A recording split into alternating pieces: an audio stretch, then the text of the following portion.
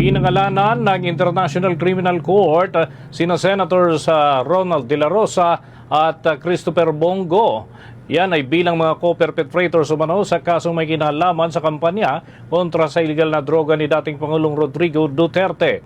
Batay nga sa nilabas na dokumento, yung tinatawag na Document Containing the Charges o DCC, yan ay inilabas ngayong araw. Tinukoy itong si dating Pangulong Duterte bilang indirect co-perpetrator sa ilalim ng Article 25.3a ng Rome Statute para naman sa mga krimen laban sa sangkatauhan o yung crimes against humanity.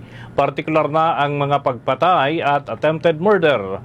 Nakasad pa sa dokumento mga kabombo, ang mga pagpatay ay naganap umano mula 2011 hanggang 2019. Kabilang ang mga insidente sa Davao City na iniuugnay sa Davao Death Squad at mga operasyon sa ilalim ng War on Drugs campaign sa panahon ng Administrasyong Duterte.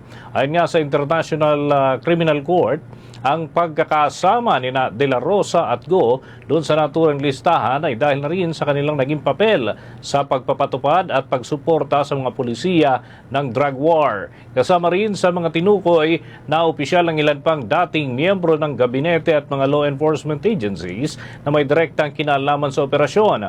Narito mga kabombo, mga Kastar Nation, ang iba pang mga personalidad na pinangalanan. Kabilang dyan si Senator Ronald De La Rosa na una nang nabanggit, itong si Vicente Danao, Camilo Cascolan, Oscar Albayalde at Christopher Lawrence Bongo, Dan Tigueran, Isidro La Peña at Vitaliano Aguirre III. Ang naturang mga personalidad, mga kabombo at mga Kastar Nation ay sinasabing may malaking papel o partisipasyon sa naging kampanya ng dating administrasyon.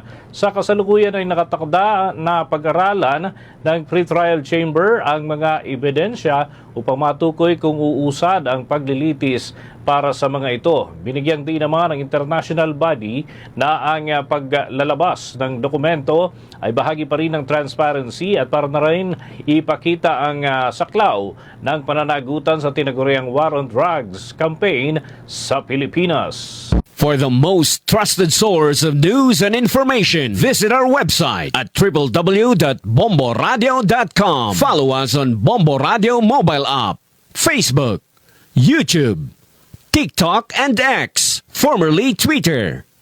Like, share, and stay connected. Anytime, anywhere.